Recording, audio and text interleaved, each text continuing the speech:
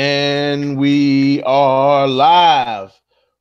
Welcome to Sports Scrutiny Live. You are live with BJ and Rob. So, Yo, what's up, man? We what's back. up? We back in this piece. Yeah, we're a little bit late. We're a little bit late in the week, but that's okay. That's okay. Some shit going on. Yeah, Get the some business. shit You got to going get the stuff taken care of. But we're still here. We're still here. Got the weekly show going, and a lot of shit happened. Lots of shit happened. Lots of shit happened. Yep. All right, so here we go. UFC 220 went down. Oh yeah, that was fun. That was fun. UFC, boy, I'm telling you, UFC 220 was for me one of the most anticipated fights. It's gonna be one of the. I don't care what happens from now on in 2018. UFC 220. Whoa, I don't know, because there's the Rose Yeah, rematch. yeah, There's the yeah, Rose yeah, yeah. rematch at 223. That's gonna be nice. That's gonna be nice. I forgot about the Thug Rose rematch with Joanna Young JJ. I forgot about that. But let's start first. Rob, do not let me forget that. Do not let me forget that. Okay.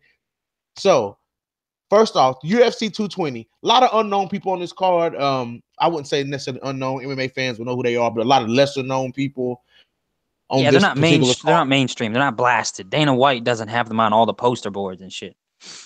Right. So we have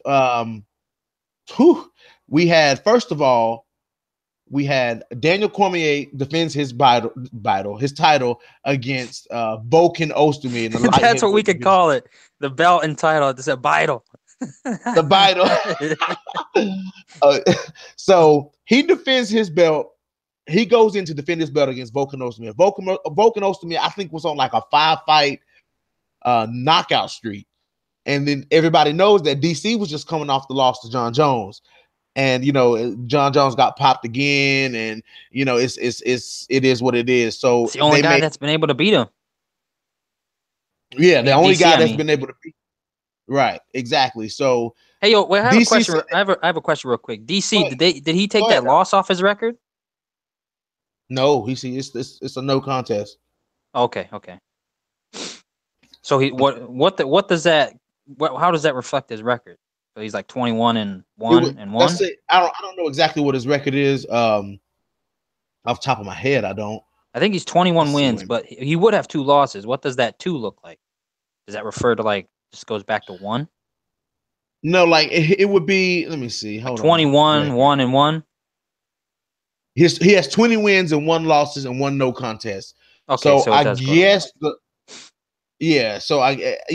So it wouldn't be 20 wins, 2 losses. It would be 20 wins, 1 loss, 1 It'd no be contest. 21, 1 and 1. Okay. Yeah. So 21, 1. Okay. He said that DC said like he felt like he was fighting for a vacant title because he lost the fight to John Jones. Right. So he felt like he wasn't the real champion. So he's been saying that. And then they put Volkan Ozdemir in front of him. And this is the most confident that I think I've ever seen Daniel Cormier. Daniel Cormier was like he was confident for the John Jones fight, but I think it was a little bit it was personal. It was an angry kind of confidence. Kind of confidence, and so it was very personal for him in that fight right there. So I think that kind of clouded his judgment going into that fight. He could have won. But he was still good. He actually was beating Jones. He just misread. He just misread the kick. That's all. Yeah, that's it. He made one little mistake, and John Jones capitalized on it. But it is what it is, So he goes in. He was saying from the jump that Volkan Ozdemir was like a JV player trying to jump up to varsity and play varsity, which was funny. It was a funny statement, very funny statement. Volkan Ozdemir is no JV player. I mean, he's a legit contender. Yeah, he was actually, from what I remember, he was causing DC a little bit of trouble now and then. I mean, it wasn't anything that you had to really worry about, but he was getting hits in.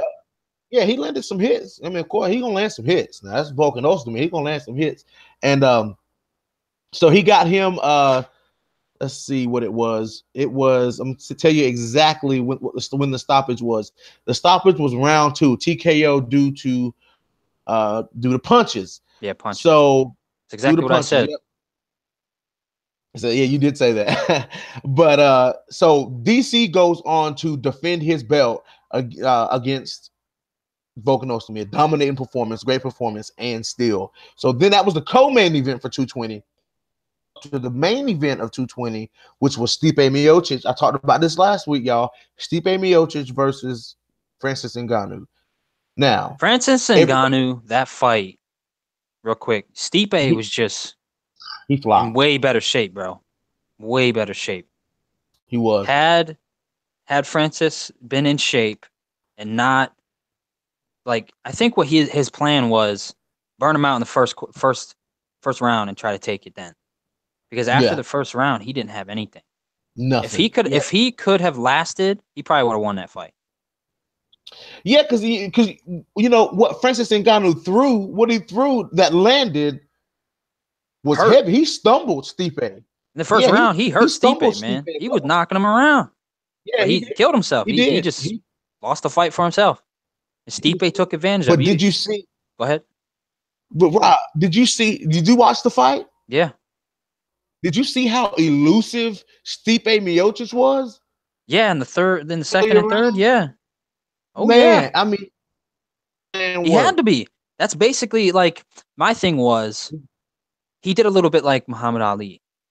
Like Stipe was getting beat in the first round. Like if the fight ended after the first round, we would have lost. We had a new champion. But in the second and third, he just basically duck, weave, dodge, everything, man. And he just tired out Francis. He just tired him out. Yeah, he did. And Stipe, of course, he's going in there with the UFC hyped this man up to win this fight. I mean, that's exactly what happened. Dana White hyped up Francis Ngannou with the promotion to win this fight, which that's what he's supposed to do. You know what I'm saying? Like, you want to know why that was? Why? Because when they posted a video about his uppercut, they got so many views. So many views. Everybody was searching that hit. It was like the most perfect hit in like the last 3 or 4 years. Ever since since Conor hit Jose Aldo, there hasn't really been a nice hit. I know. that was clean though. That was a good hit. Pretty clean. But this uppercut, man. So everybody that searched that and viewed it on YouTube or viewed it on other outlets, man. Of course he's gonna blow up Francis. You got to blow up the hottest thing. So he just made it seem like Francis was gonna win. Right. He could have, but he was out of shape. I think if he'd have landed more shots, if he was able to land more shots, if Stipe was a big, slow heavyweight like he is, then he would have beat Stipe. Like if he was fighting like Mark Hunt or somebody, he would have beat Mark Hunt. You know what I'm saying? But Mark Hunt isn't as fast. Yeah, you're right. Right, somebody slow like Mark Hunt, but Stipe is a very in shape, very well shaped, and he's in great condition. He just got that endurance. You know. Oh yeah. He can just he didn't use much offense in the first round. It was mostly defense. He was ducking and dodging, he's trying to stay out of the way. Yeah, trying to stay out of the way of the storm. You know what I'm saying? He had to get past that. And when he started, I think the fight kind of turned for Stipe when Stipe started seeing the openings for his offense. Yeah. So when he started punching and landing on Francis Ngannou, that's when the tides of the fight changed, and that was like late first round, early second round. So that's when the tide of the fight changed, and then all of a sudden now, Stipe was able to have success with his stand-up, very successful with his stand-up. He was able to have some success there. Then he was able to implement his wrestling because Stipe is so good on the feet that people forget that Stipe is a wrestler. He is not a stand-up fighter. He is a wrestler. You know, so he comes from a wrestling background. So then he was able to implement his wrestling skills, take Francis Ngannou down with ease. I mean, it was like he didn't even try. So he took Francis Ngannou down, and then he just beat him up. He beat him up. I think about third, fourth, and fifth round. I think I counted 5 times, or might have been 4 times, that Francis Ngannou threw either a right or left hook, and Stipe just went underneath it and speared him to the ground. Yeah. Yeah. It was Now incredible. Stipe Incredible. he had a huge hematoma under his eye. Now, I mean, when he got hit, when Francis hit him, he got hit. Oh yeah, he felt it. You know what I'm saying? But he just, I mean, he the mindset of a champion, you know, and of course, everyone knows that if Stipe won that fight, the greatest UFC heavyweight of all time right now, and that's exactly what he is. He defended his title more than any other heavyweight champion in UFC history. So Stipe is the baddest man on the planet right now. I would not try to break into Stipe Miocic's house. No way, no how. He was talking about that on Joe Rogan's show the other day. But also, so Volkanovski, I mean, Daniel Cormier and Stipe Miocic both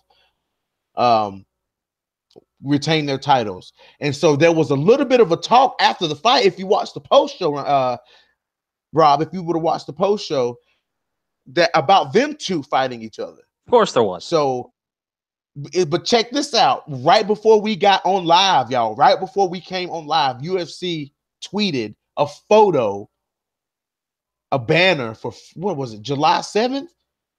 UFC 220 something. July 7th is a double champion fight between Stipe Miocic and Daniel Cormier. Boom! Holy shit.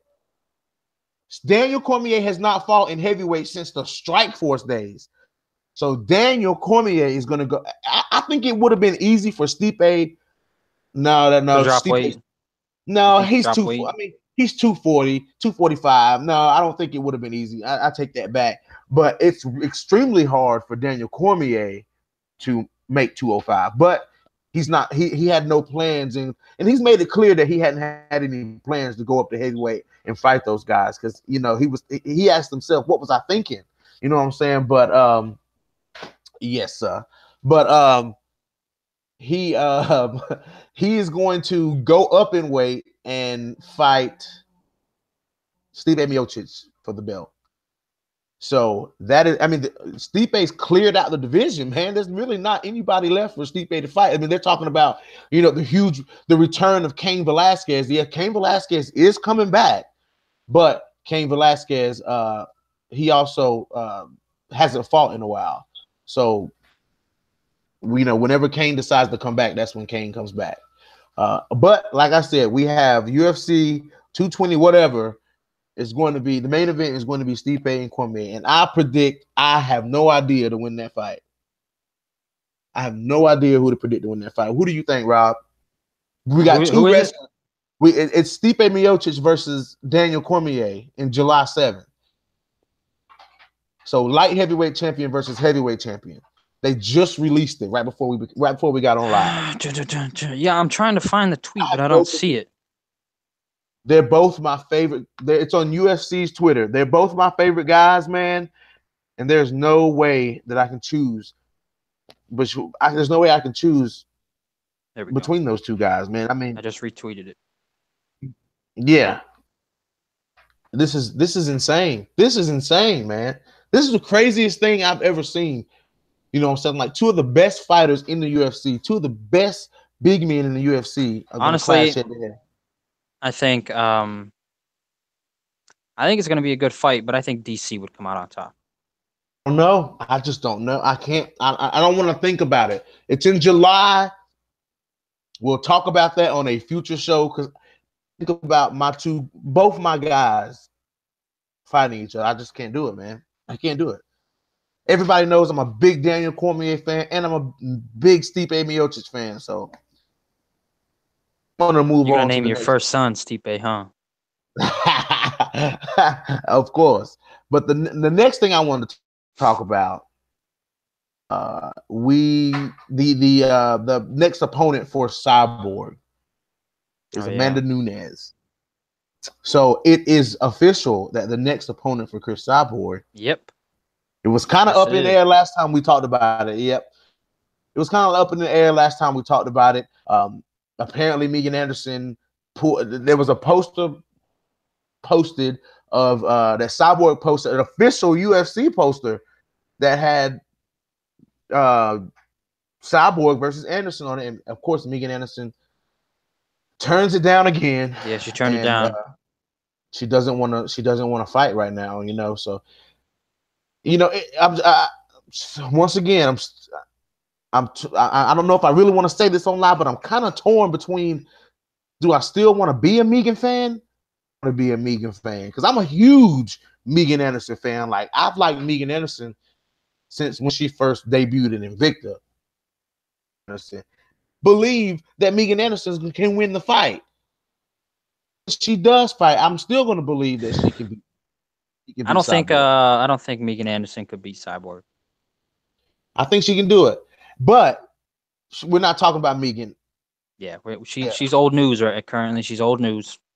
Anna Kunitskaya is an Invicta bantamweight. She had 2 wars with Tanya Evinger. And you guys know we love Tanya Evinger, so big shout out to Tanya. Rest and get better, champ. We're ready to see you come back. But anyways, Anna Kunitskaya is a big 135 pounder. Like she's a big 135 pounder. So she signed with the UFC, and the UFC told her fighting at 145. Now she has 2 losses to Tanya Evinger. So no, she has 1 loss time. They fought twice. Anyways, she's not that good on the ground. Her stand-up is a lot better than her ground game. Because she tried to go to the ground with Tanya Evinger, and that is the wrong thing to do.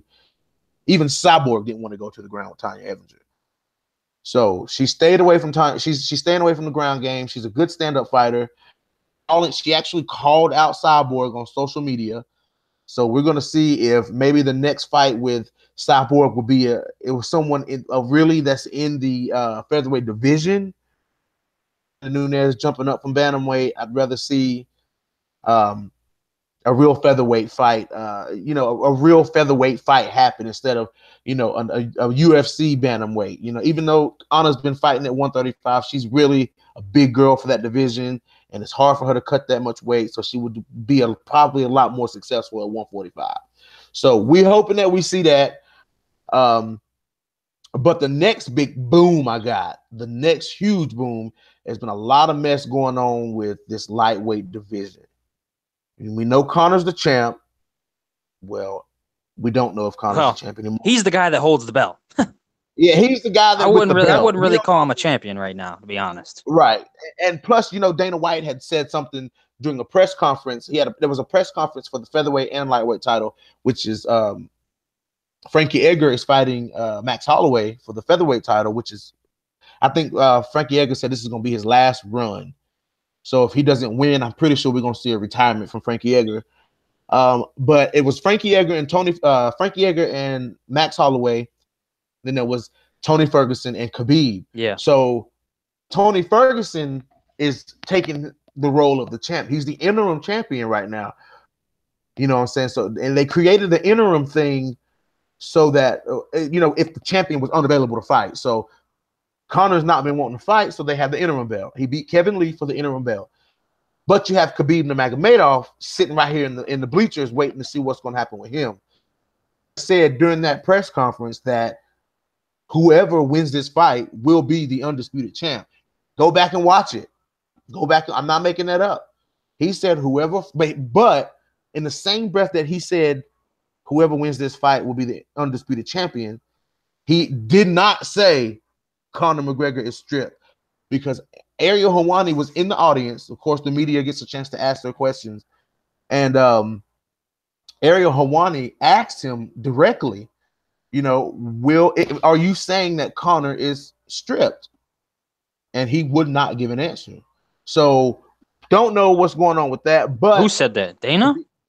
Dana White, in the same breath, said that whoever wins this fight will be. And he also turned around and said, when they asked him, they said, so you're saying you stripped Conor of the belt? And he would not say yes or no, which is just cryptic and strange as hell. But it's almost like maybe he didn't mean to say that. He didn't mean to say that whoever won this fight would be. Like, yes, it was like he said something and then he reeled it back. Right. You know what I'm saying? So you know what I think? Between the guys, I think between Tony or Khabib I don't think Ferguson would give Conor much trouble. Well, I Tony think Ferguson, Khabib would. I think Khabib would for Khabib sure. would. I would say, and I'm not saying this because I'm, hating on Conor. I like Conor as a fighter, celebrity. I like Conor the fighter. Yeah, Conor the celebrity is annoying, but when he's in the ring, Right. So yeah, he's I good. like him. Yeah, I think love him in the ring. I don't think neither one would knock anybody out if it was Khabib and Conor. I think it would go the distance, and Khabib would probably win on the scorecard. If Khabib and I think they both would beat Conor McGregor just from You think Ferguson watching. would beat Conor McGregor? I don't think so. Tony Ferguson is on a streak, man. Yeah, but we just saw what a streak does. DC destroyed a streak just now. We did, but Tony Ferguson is trying to be. He wants to be the champion. You know what I'm saying? When you have that, but there's a lot of people that want to be the champion too. A lot of people Diaz want to be the champion. Exactly right. Khabib want to be the champion. And I think what I think that they need to do is Ferguson versus Khabib and Eddie versus Conor. Man, I want to see that rematch so bad because Eddie, I think Eddie would destroy Conor in a rematch. He will destroy Conor the second time around. Yeah, he will destroy Conor the second time around, most definitely. But will win via submission because Khabib's ground game is impeccable. It's impeccable. I think, and we all know that Conor McGregor is susceptible to a submission. Yeah, he got beat by Nate Diaz of all people. Yeah, but hey, Nate Diaz is no slouch now. No, that's not what I mean. But not by submission. No, I'm not saying he's a slouch. I'm saying, Nate Diaz by submission. That's. Yeah, so Conor is very susceptible to the submission. So especially late in the rounds because he burns out around the third, the end of the third and the fourth. Yeah, he does burn out. Because remember when he was fighting? I'm excited. Remember the fight against Floyd? He said, "Oh, I can make it 12 rounds, man." He was dead before the fifth. Dead before the fourth. He was dead, man. He was dead. But I'm excited to see what's going to happen in this lightweight division. The lightweight division is gaining a lot of traction right now. There's a lot of guys there, talented guys there. You've got Nate, you've got Eddie, you've got Tony, you've got Khabib. You got some talent in the lightweight division. Excited to see what goes on with that. But speaking of Nate and Eddie, beef going on with that. Some Twitter beef. Oh yeah. I have to read y'all exactly. I'm gonna have to read to y'all exactly what. Yeah. By the way, I got the tweet from Nate Diaz and I screenshot and I added it to our Instagram. I want to let everybody know now that we have an Instagram now. So follow us on Instagram at sports_scrutiny. Excuse me. It's the same as our Twitter. Same as our Twitter, baby. So the tweet says from Eddie Alvarez. Conor, there's nothing wrong with that, but keep it 100 with everyone, Nate Diaz. Don't call out the entire division when you don't want no work from any one of us. It's a phony. It's as phony as your whole character, you fucking dork. You changed, man. # fake news. So Eddie is throwing shots. Eddie is throwing shots at Nate Diaz. But the thing about Nate Diaz is he's not Megan Anderson. He's not just going to be somebody that talks shit on social media. You know what I'm saying? Like, I love you, Megan. I do. I really wish you'd come on our show, Megan. Real talk. I really do. But, he doesn't do the social media thing. He's more of a I'll see you in the ring type of guy. Like, he'll talk his shit at the press conferences. Yeah, if somebody comes up to him and asks him a question, he ain't going to say no. He going to tell you what's on his mind. But he don't care. He don't care if you hear what's in his head or not. He don't care. He'll talk with his fists. Right. So, I'm ready to see what Nate Diaz says back. I'm definitely excited about that. So, depending on what happens, I'm ready to see what Nate Diaz does next. That's going to be an interesting fight. That fight is going to bring in a lot of views, pay-per-views. That's definitely going Oh to be yeah. like a main event or like a co-main event.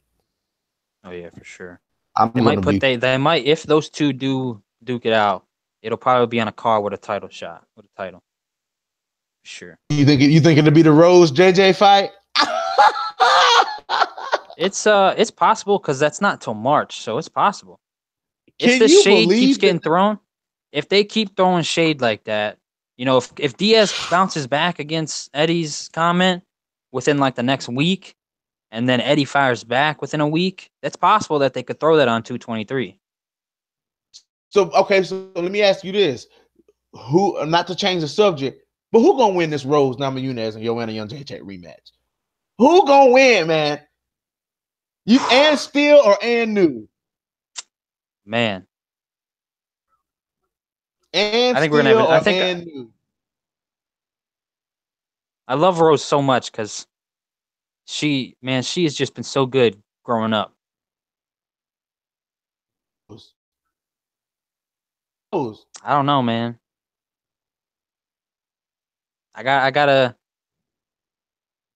I would say Joanna is because Joanna is saying that she's saying that the reason she lost that fight is because she wasn't her weight cut was she had a rough weight cut, which if you see Joanna Young Jacek on her off time when she's not fighting, she's a thick girl. Like she's a thick girl. Like she's got hips, she's got thighs, she's got butt, you know? And she said she was having a tough time cutting weight, which that's her own problems. Said she was a little drained during that fight, but I think this time, Yeah, but you can't she'll say that take. you're drained in the first quarter or the first round. Come on. She was saying she was like physically drained, dehydrated and shit, I which don't is a know. lie because they wouldn't let you fight. But Yeah. I think that Joanna didn't take Rose as Serious. serious Yeah, as she she was a should huge have. underdog, like 800 or something, 900 She was underdog. a huge underdog, huge underdog. And That she was didn't think I still think that's one of the biggest upsets in UFC history. that is one of the biggest upsets in UFC history because Jacek was she was about to be the most dominant female champion ever. Yeah. She was about to pass Ronda Rousey in title Yep. defense. Yep. You know? So and Rose just came in out of nowhere and just snatched the fuck out of that title, dude. Yep. And I want it, and it's mine. I'm taking it. Bam, she took it. Rose ain't letting it go. She ain't letting it go. So we'll and then you got Carla. I talked about this too. Carla Esparza, the former strawweight champion who Joanna Young Jacek took the belt from. She just beat Cynthia Calvillo. So that just launches Carla Esparza back into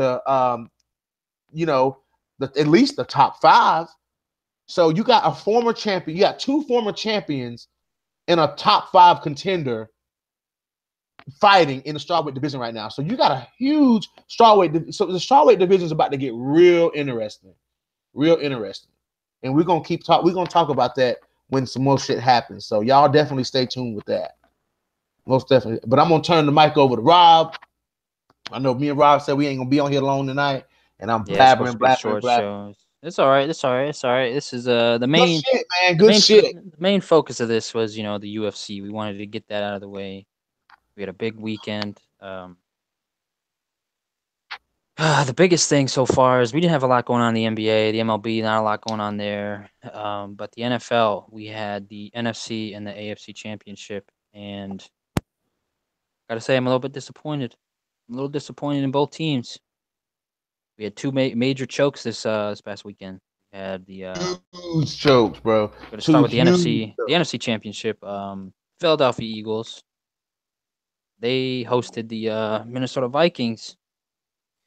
And well, let's just say, if you like offense, you would have loved this game.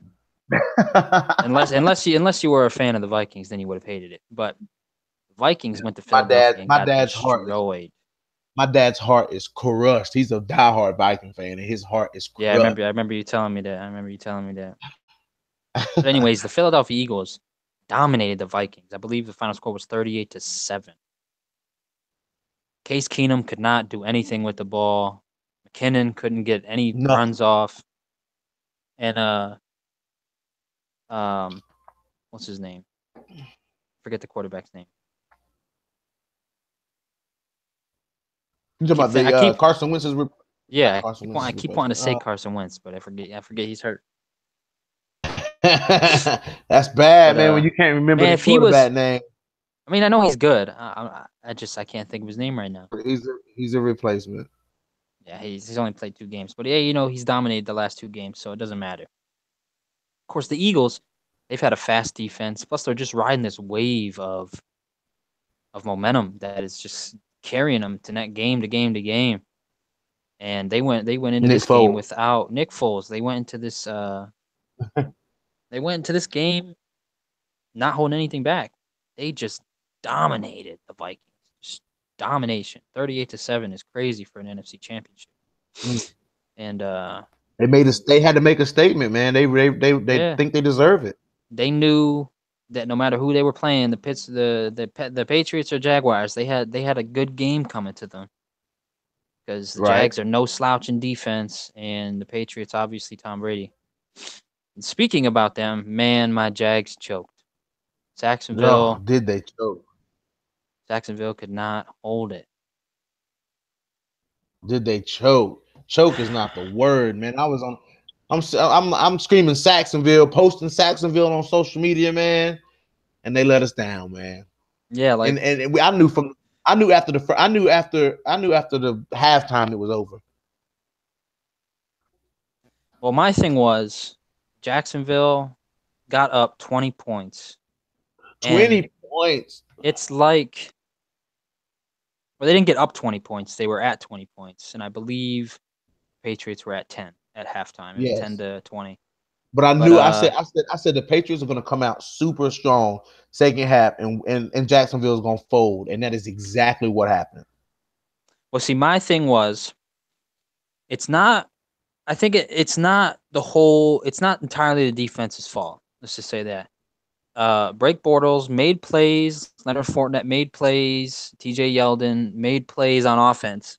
But it's almost like they were playing too conservative because they had the lead, and it's just like they were like, our defense is so good, we don't care if we give them opportunities. And Right. that's what you don't do with Tom Brady. If you give Tom Brady opportunities, he is going to take advantage. And he Yes, he did. is. He scored with those. Not every time. Now, he couldn't score every time on the Jacksonville defense. That was Right. obvious. But when it was crucial and he knew he needed to get down the field, he did. Plus, there was He did. 3 or 4. I think there was 3 turnovers in a row. Or not turnovers, 3 and outs in a row where the Patriots punted the ball inside the 10. The Jacksonville Jaguars went 3 and out. So they had to punt the ball back to the other side of the 50, right at like the 40 or the 30. And then they held Patriots. Patriots then punted the ball again, landed inside the 10. Jacksonville started at the 5 or something again, 3 and out. And then they repeated that process one more time. And that's just not good. When you can't get past the 20 or 30-yard line, you're on the other side's ball. You're basically just making it too easy for the other team.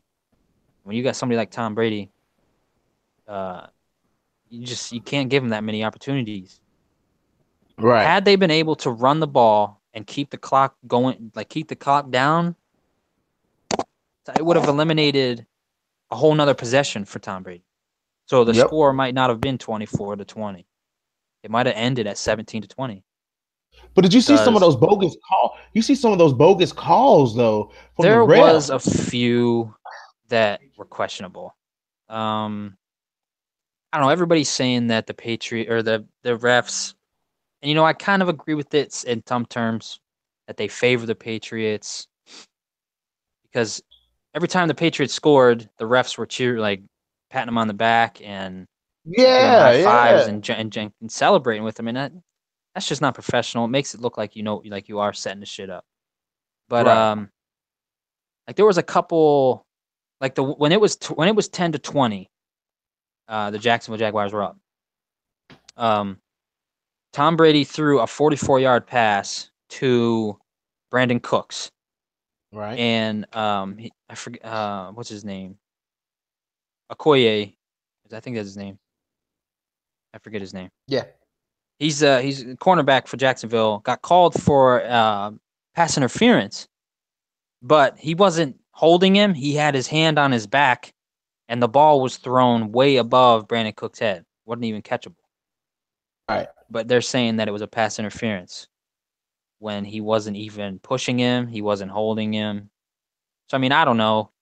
And then immediately after that, the next play or 2 plays later, he threw another ball at the 1-yard line, and that was another questionable. Yep. Excuse me, that was another questionable pass interference, which took him up to the inside the 5, and that was an easy score. So now it was 17-20. Oh man, there was just, I don't know, there was just a lot of Man, it was, and then at the end of the everybody game, has this at the, conspiracy that the refs favor the Patriots, they favor Tom Brady, they do.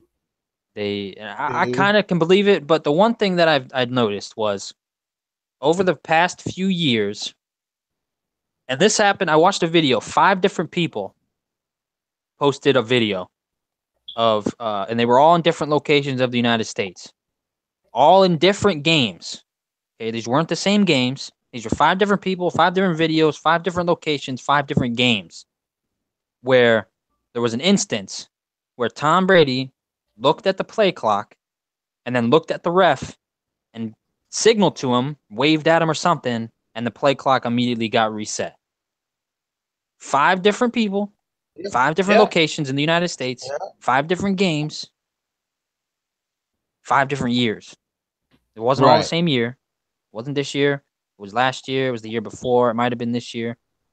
But that's a little bit of a strange coincidence, if you ask me. I mean, yeah, and I say that, man, I seen it. I seen at the end of the game. Did you catch that where the ref walks up and congratulates Tom Brady on the win? Yeah, he passed one back and then gives him a thumbs up. That see, usually the refs, never any other game, you would see the ref just they wouldn't do nothing. They would just immediately walk off the field. But it's almost like if you're a fan and you show people you're a fan, that's not good. That's not at all. That's not professional, and that just, I don't know, man. I don't like it. And he congratulates him.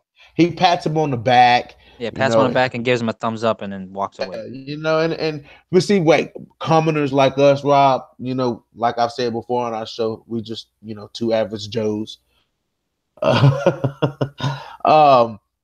We would never know. They would never tell. Like, we would never know the truth behind what goes on in the NFL because that's a business, that's an organization. There's people behind the scenes pulling strings, calling the shots.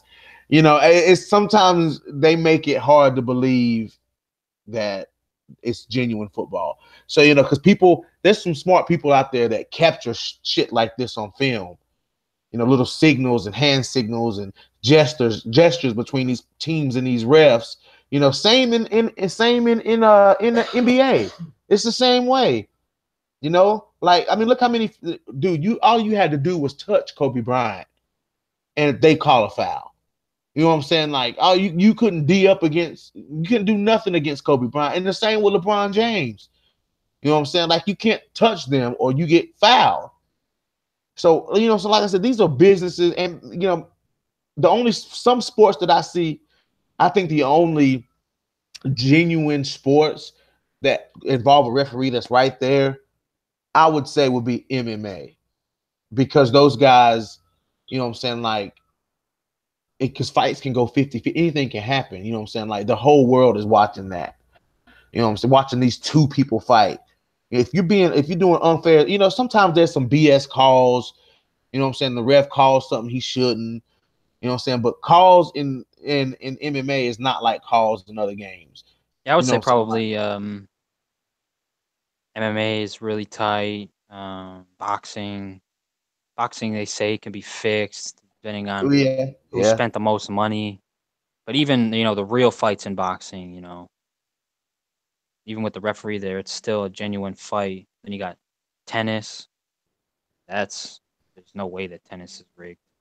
Yeah, that's you can't rig tennis. It's just You know what I'm saying? Like you can't rig tennis. And it's hard to rig baseball too. the But only thing I can think you about with know, baseball is, and it's never been documented because umpires are not allowed to communicate with the players or the coaches. That's why when you see players and coaches walk up and try to get in umpires' faces, they just throw them out because right, it's not the fact that the players or the coaches are get into the umpire's face, is because the MLB organization doesn't allow the umpires to communicate with them.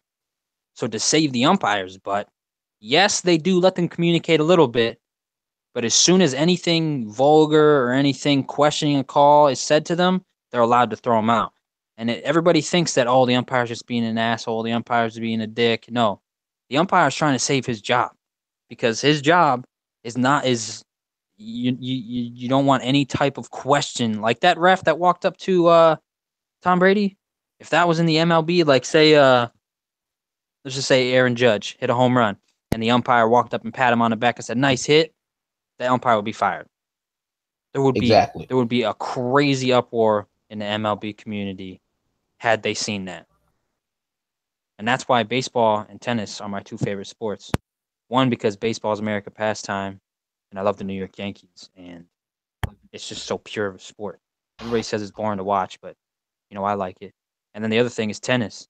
Tennis is is the only sport where you are totally by yourself, Yeah. unless you play doubles. But in Yep. tennis, you are 100% by yourself.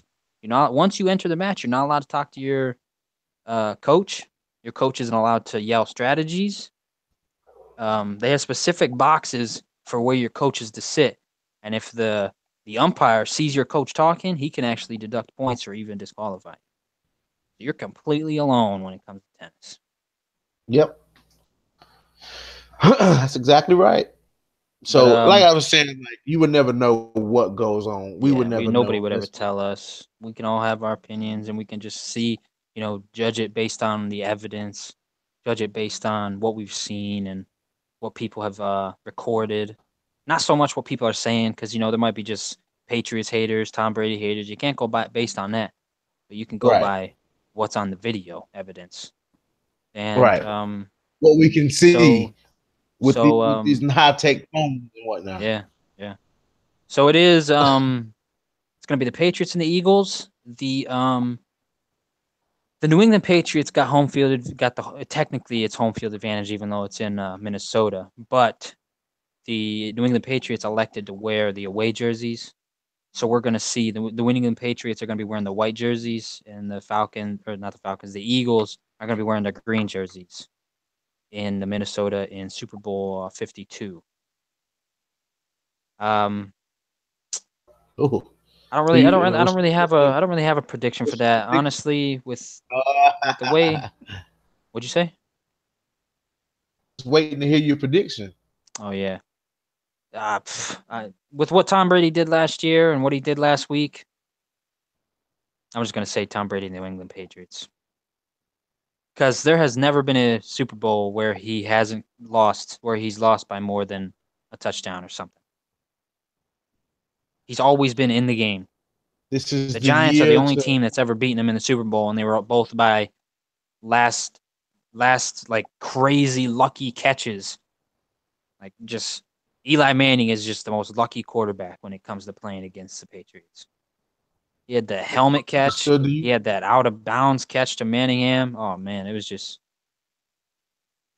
To set up for Tom. Not saying set up in a way of like manipulating the game, but I'm talking about like the season. Like, do you think the season has went a way to where it has set itself up for Tom Brady to win? well, more than any other year, people have been focusing on what's going on with the New England Patriots. And more than any other year, there's been questionable calls in favor of the New England Patriots.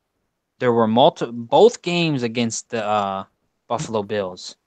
There were turnovers that should have been not should have been, but could have been touchdowns for the Bills that were turned over in favor for the New England Patriots.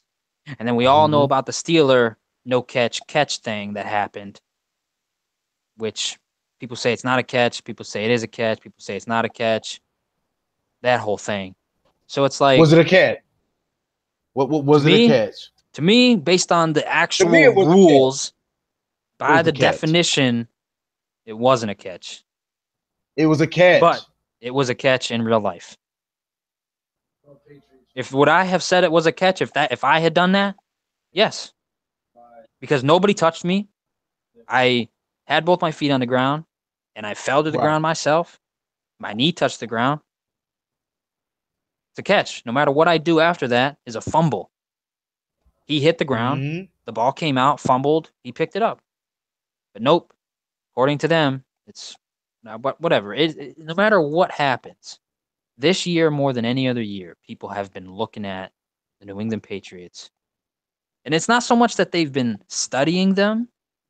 It's more like it's just happened and somebody has seen it, you know? It wasn't like somebody was just, Sherlock Holmes the whole time, studying every single call, every single play, saying, "Oh, they just favored Tom Brady again. They just favored Tom Brady again." No. It wasn't that. It was real obvious stuff. It's like it's like the extreme stuff. The extreme stuff. Like just what? I think that was just, it was so sudden, the Steeler game. They were like, "Oh man, how did they drive 80 yards to get in the scoring position in such amount of time?" And then when they caught that, they were just like, "Nope, no catch." Because if you remember, they called it a touchdown. The Patriots thought it was a touchdown. The coaches thought it was a touchdown. Bill Belichick thought it was a touchdown. Both announcers thought it was a touchdown. The arena thought it was a touchdown. The hundreds of millions of people watching, if there was that many people watching, I don't know, tens of millions, thought it was a touchdown. It was that many people. All the New England Patriot fans turned off their TV because they thought it was a touchdown. And then 5 minutes later, after the refs review it, nope, it's not a touchdown. Not a touchdown. Yeah. That blew my mind. I think I called you when that happened. Yeah. That was the craziest thing that I've ever seen, dude. Like, I mean, and I'm sitting here looking at it, I'm like, call that touchdown back. Like, they really gonna take that touchdown? Like, that was as extreme of a touchdown to me as a football fan. That was an extreme, like one of those 1 in a million touchdowns. Like with Odell Beckham Jr.'s catch. You know what I'm saying? Like a good catch. That was a good catch. And it was one of those nail biting. I think what happened was it was a catch. They took it from him. And a fumble. They robbed him of that. It was a catch. And then it was a fumble. It wasn't a drop pass because he caught it. Right. He took a step. He fell to his knees. The ball's down. Once you fall to your knee, that's a catch. Because think about it like this. If you make a catch and you fall to your knee and then you roll out of bounds, it's still a catch. Wait a minute. Was that a touchdown? What? That catch we're talking about. Yeah, against the Steelers, yeah. Yeah. They called it a touchdown, but they called it back. That was wild. But anyways, that's old news. So it's the New England Patriots versus the Philadelphia Eagles. It's a rematch of, I believe, the 2005 Super Bowl. New England beat McNabb's. It might have been 2005, maybe 2006. I'm not sure. It was a long time ago. But you said McNabb. Yeah, when he played for the Philadelphia Eagles. Donovan McNabb. Yeah, he used to play for the Philadelphia Eagles. T.O. was there. T.O. was actually playing with like a broken leg in that Super Bowl. And he caught for like 170 yards, like 2 touchdowns or something. Like 9 catches with a broken leg. They still lost. Let him play with a broken leg. It's T.O., man. You ain't gonna tell him not to play. But anyways, I know that shit was hurting. Everybody who's excited for the Super Bowl, congratulations. Your team has made it in. Everybody that's hearts were broken. I feel for you because I was really striving for the Jags this year. Other than I that, don't even know who I my ain't got team is right now. I ain't got much more to I don't say even know on who it. my team is right Your team is a shattered now. cheesehead team. No, man. I don't even want to talk about who my team is right now. That should be the Eagles versus the Green Bay Packers right now. They can't be the Eagles versus Green Bay Well, Packers. They're no, in the same no, no, division. no, no, no. The Green Bay Packers. It should have been the Steelers versus the Green Bay Packers. I mean, the Patriots versus the Green Bay Packers. What am I talking about? The Patriots Nah, versus the I Green don't Bay think so. Packers. I don't think it would have been there. If Aaron Rodgers had stayed in, it would It have should been have been the tough. Patriots versus the Green Bay Packers. Nah, I don't think they would have beat either one of those teams. Green Bay would have been in the playoffs, but Playoffs, dude. And once Aaron Rodgers gets in the playoffs, it's like, okay, the Packers are the ones who could possibly win this yeah, shit. but he lost to We the knew Falcons we last knew the year. Bills. We knew the Bills What? weren't You gonna didn't know win. that? You thought the Bills were gonna win? Get out of I here! did. I was rooting for the Bills, You but like thought the we knew Bills were like gonna the beat Bills, Jacksonville? Get out of here! but we knew the Bills weren't gonna win. But when somebody like the Packers are in the playoffs, people are like, okay, the Packers can win this shit. Yeah, You know but what I'm that's saying? just Like, because of Aaron Rodgers. But Packers, they wouldn't have been able to beat that Minnesota team. you don't think so? Nah, I mean maybe. I don't think so. No, and they wouldn't have been able to beat the Eagles team either. With an uninjured Aaron Rodgers. All I know is I think the AFC would have won this. Is going to win the Super Bowl regardless. Because you have the Patriots. The Patriots can beat the Eagles. The Patriots can beat Minnesota. Jacksonville can beat Minnesota or the Eagles. The Steelers would have been able to beat the Eagles or Minnesota. They would have been able to beat the Saints. There's not really the best team in the NFC is the Eagles and Minnesota right now. I mean, the Saints are right there. They have a solid defense and they have Drew Brees. They don't perform when they need to. But the Steelers offense is probably the most solid offense in the NFL. They got Big Ben. Mm-hmm. They got those. They got Le'Veon Bell, I don't know Antonio about Big Brown. Ben. Big I mean, Ben, I don't but know about Big you can't after that game. I mean, he performs when he needs to, but when he doesn't, Ben. it's just like who is this guy? Like this is still a Mm-hmm. game, Ben. Like play the game. Yeah. Like it It's doesn't like matter. any other And great. like in That's like any other his hint is yeah, quarterback. in his head, if they lose, it won't matter. But when it matters, he's playing on point. You know? And it's just like the Right. Jacksonville Jaguars, they have a faster and more physical defense than the Minnesota Vikings or the Eagles. So we don't know what it would have been like for them. And then we don't know how Blake Bortles would have performed in the Super Bowl. No. And then you always got to worry Nah. about Tom Brady in the Super Bowl. He wasn't ready for that. He's been there so many times, 7 times. Mm-hmm. So he's used to dealing with the pressure. But do you think that Tom Brady gonna get his last ring and retire? I don't think he's going to retire, but yeah, I think he's going to get another ring. If he loses, I think he'll retire. If he wins, I think he's If he coming back. wins, I think he'll retire too. Nah, I don't think so. Come back. I don't think After he'll this come year, back I don't think so again. because I think they're going to give him the MVP. He's not going to Yeah. retire. He's not going to retire. No. We'll see though. We'll see. The only thing that worries me is if you remember Peyton Manning, that year that he played for the Broncos and broke all those records, and they went to the Super Bowl and got destroyed by the Seahawks. I think he got the MVP that year. It might have been Adrian Peterson. I don't remember. But anyways, that year they were he was almost going to win the Super Bowl and then they got destroyed. He should have retired. He didn't. He came No, he back didn't. and played terrible. That might happen here. Never know. The Eagles We'll see. The Eagles might continue to ride this wave of momentum and destroy the Patriots. I know they wish. But I think if Tom Brady Carson wins, yeah, if Carson Wentz was there, I would say the best team in the NFL is the Eagles. If Carson Wentz ain't there, but they ain't the best. I know they wish Carson Wentz was there. If Carson Wentz was right there, about now. If Carson Wentz was there, they would be a lock for the Super Bowl, and Carson Wentz would be the MVP of the year. He was too good, man. He's a wizard. You think he still might get it? No, Tom Brady's gonna get it. Tom Brady is gonna get it because, of course, he came back against the Jacksonville Jaguars, the number 1 defense. Mm-hmm. Yeah, he did. He did. And you know what's funny?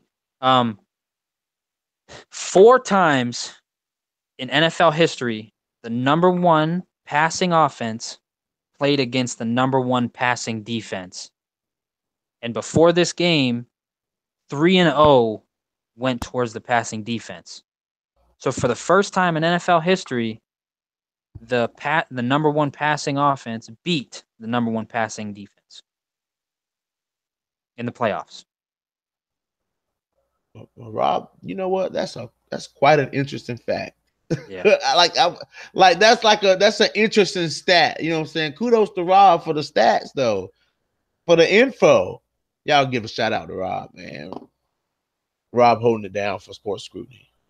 But that's all I got, man. If you're, like I said, if you're a fan of the people playing in the Super Bowl, congratulations. I hope you enjoy your time. I'm not too hype about this. I'll watch it, but it is what it is. We're about to find out. Plus, we got the Pro Bowl. That's going to be fun this week. So, what's your prediction for the Pro Bowl? Who wins the Super Bowl? Oh, Tom Brady, Patriots. You're sounding pretty confident about that. I mean, I don't even care. I'm just not going to count Tom Brady out. You saw what he did last year. You saw what he did last week. You saw what he did this year. I mean, just look at last year's Super Bowl. 28-3. Or 28-7 or something. 28-3 it was. 28-3, bro. You right? The greatest comeback in NFL history. You right. I gotta give you that. But you never know. Yeah, bro. You never know. They might stomp them out. When was the last time you saw New England Patriots get stomped? It's been a minute. When was the last time you saw the New England Patriots get stomped? But that ain't the point, though. That's not the point. The point I'm saying is, even though, you know what I'm saying, we know they're good. We know they're a great team. You know what I'm saying? We know they're a great team. But it could just not be their day. When was the last time it wasn't the Patriots' day? It wasn't Jacksonville's day. But it was Jacksonville's day. They were in the game the whole time. They just played way too conservative, and the Patriots came back. But do you think they just? But do you think that? Well, I'm saying they was off their game, though. You see how it wasn't that they were off their game. They just made poor decisions. Yeah, they made poor decisions. But who says that Tom Brady can't make poor decisions? Tom Brady. When was the last time you seen Tom Brady make a poor decision in the playoffs? Why you gotta say it like that, man? We know he's good. That's a fact. That's a fact. We know he's good. But okay, think about it this way. Think about it this way. He's not Aaron Rodgers or anybody, but yeah, he's better than Aaron Rodgers. But think about it like this: if Eli Manning and his wide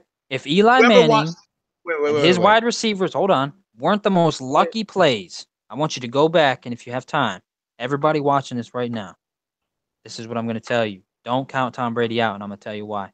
He's 5-2 in Super Bowls. 5 wins, 2 losses. Both of those losses were to the New England Giants. The first time, the Giants were the number 1 defense. Second time, I believe they were the number 3 defense. Both times, they lost by 1 touchdown. Okay? This is what happened. Eli Manning had 2 drives at the end of both games. Both games were saved by the luckiest catches probably in NFL history. The first play, was to Tyrese something. I forget his name. But he had that catch on the helmet. I know you guys know what I'm talking about if you know the NFL. He had that catch on the helmet, saved him. He threw the ball to Plexico Burress in the back corner of the end zone, touchdown. They held it out. That was the best defense. They held him. They held Tom Brady. They couldn't score. Tom Brady lost 14-17. Second loss, he threw. Eli Manning was on the 8-yard line and threw to the left to Mario Manningham. And Mario Manningham falling out of bounds, almost laying on the ground with his knees barely in bounds, catches a ball over his shoulder where he couldn't even see it. That is one of the luckiest catches ever. And then, again, to, you just said his name. What's the other quarterback's name or wide receiver's name? Number 13? Odell Beckham Jr. Odell Beckham Jr. across the field, caught a ball almost behind his back, and then slid on the ground, which led them to another touchdown. No, it was behind his back. Eli Manning got so lucky with both games. Now, had that luck not happened, what would Tom Brady's record be? 7-0. Think about that. 7-0 in the Super Bowl. That's wild. I mean, making it to the Super Bowl 7 times is crazy. It's just crazy. That's why. And 5 wins in the Super Bowl is even more crazy. I think he has 5 wins and 4 Super Bowl MVPs. Don't count Tom Brady out. If you're gonna make bets, I ain't counting him out. I'm not counting him out. I'm not talking to you. I'm talking to the people. Don't count Tom Brady out. If you're gonna make bets, make your bet on Tom Brady. But then again, if you lose, I don't want to get any emails from you. I don't want to get any messages saying I'm gonna kill you, Rob. You told me to bet on the Patriots. But so all I'm saying, my advice is, don't count Tom Brady out. That's pretty much all I got. I mean, if I was betting money, I would bet on Tom Brady. I would bet on Tom Brady, but you know what I'm saying?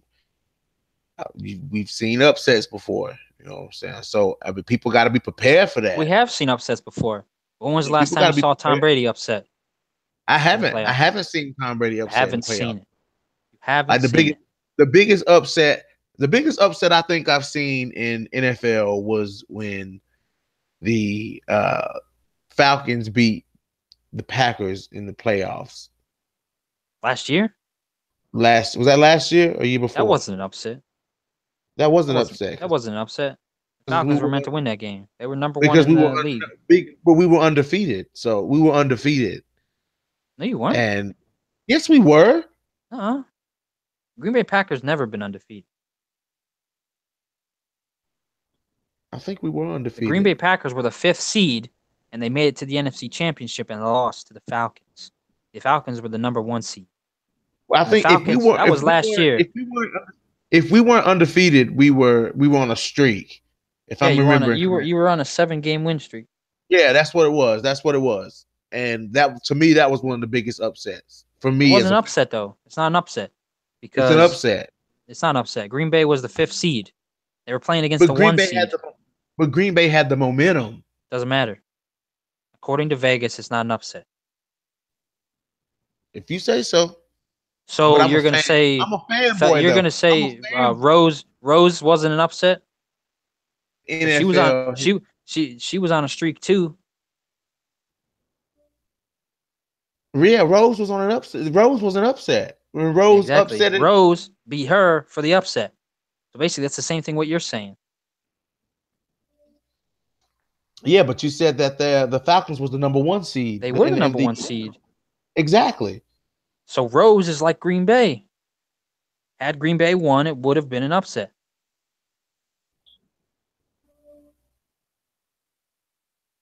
That's how you see it. That's how it is. They were the 5th seed. They were 11. They were 10-6. The Packers were 13-3, or the Falcons were 13-3. Keep pointing what I said. I said from a fanboy perspective. Yeah, but you can't be a fanboy. We're on Sports Scrutiny Live. I know we're on Sports Scrutiny, man, but I'm still a fan. I gotta represent my boys. We didn't do well this season, you know what I'm saying? But Green Bay Packers is coming back, so that's all I gotta say. One of the biggest upsets in NFL in my recent years was the first Super Bowl between the Patriots and the Giants, because that year the Patriots were actually 16-0. They hadn't lost. That wasn't That an was upset. that was the year that wasn't upset. That wasn't an The upset. Giants beat the Patriots, who were undefeated. They beat them, barely beat them. That last drive, that crazy helmet catch. Yo, I love getting robbed. I don't think you know what the definition of an upset is. Yo, I'm telling you, I love messing with Rob. Yeah, you love messing with me, but then we go back and look at the track record of all of our predictions and who's been right almost all the time. Wait. Who's been wrong almost all the time. I was just defending myself just the other day against my buddies downstairs about my predictions. They told me that I was the worst predictor that they've ever seen, but I've had some wins in there. I have not. You want to? Okay, since we've been on Sports Scrutiny, almost none since we started the show. I'm trying to think of who. I'm gonna think we'll just say if you've had 30 predictions since we started the show, you maybe got 3 right. I predicted Rosenheim and Nunes beating Joanna Young. No, you didn't. That was me. No, you didn't. No, you did. I'm gonna have to go back and look at our show. I know for a fact you didn't, because you said that she was the hottest thing now, fighting to be the best, and she'd be real tough to beat. And you said she was gonna win by decision. You said decision or submission? Yeah, sir. Okay, I think I did. Yeah, I did lose that one. And I told you Rose was gonna dominate her. I predicted the Daniel Cormier win and the Stipe Miocic win. I predicted those two just last week. Yeah, I guess you did. Yeah, but you did that based off a fan decision. I like both of them. You like both of them. But I have you were gonna pick them regardless of who they were fighting. Well, I've been paying attention. I've been trying to study. Who would you say was gonna win against DC and John Jones? I said DC. Exactly. Who won? Exactly. But before we started doing our show, I had predicted the Conor McGregor loss to Nate Diaz right before we started our show, y'all. Like a few months before our show, I predicted the Conor McGregor Nate Diaz thing. So I did get a couple wins under my belt. But since we started Sports Scrutiny, my record has been low. It has been low. But I bet you I'm starting off 2018 the right way with 2 wins under my belt. So 2 fan base wins. 2 wins under my belt. So I'm telling you, I'm gonna predict the Megan. I'm gonna start making you predict how it's gonna happen, like I do. Give you a little bit more credit. I'm going to predict the Cyborg Megan Anderson fight when it happens. Why you gotta wait till that happens? Why not predict Cyborg versus Amanda Nunes? I will predict Amanda Nunes in the Cyborg fight. Do it now. We'll do it now. What's gonna happen? No, I can't do that now. Come on, I want to hear it. Before I make predictions. Cyborg by decision. I have to watch film. Nope. I'm gonna tell you right now. You have to watch film. You've seen both of them fight. We've watched both of them fight for years. I've seen both. I have to still go back and look at what Amanda Nunes has done in her recent fights. I'll probably go back as far as. You're right. We got to go watch this stuff. I know. I'll probably go back as far as the Misha. I know, but let me ask you something. Does it freak you out a little bit that when I predict something and it happens exactly how I say? I think you're just on a lucky streak right now. Get out of here! It's been months. I don't think it's I don't think it's lucky skill involved. I've been lucky for months, then I guess. And and it's okay because 2018 is my year to be lucky. So I'm predicting all of this. So y'all need to listen to what I'm saying. I don't think they want to listen to what you say. Well, Rob, that's all I got for tonight, man. That's all I've been done for a while. This little chat we had at the end, that was a little bit extra for y'all. I'm trying to tell Rob how to do this, and so I'm trying to tell him to listen to the knowledge coming out of my mouth, but spit this knowledge for everybody. You know what I'm saying? No, I'm just joking, y'all.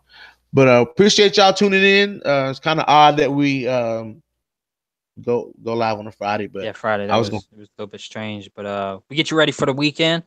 We got you ready for the We got you ready for the Pro Bowl. We hit you up with some news of stuff that happened a couple days ago, but we know you guys don't come here for the info. You guys come here for us. But thank you guys for coming out with us. We got some interviews, some potential interviews coming up. Stay with us, y'all. We got some potential interviews coming up. So y'all stick tight with us, and we're gonna knock it out. Hit the like button, share, comment, whatever. Yep. Subscribe, comment, share, tell your friends, draw a picture, write a note, send us an email, something, Tell your dad. Just do you. All right, man. We out.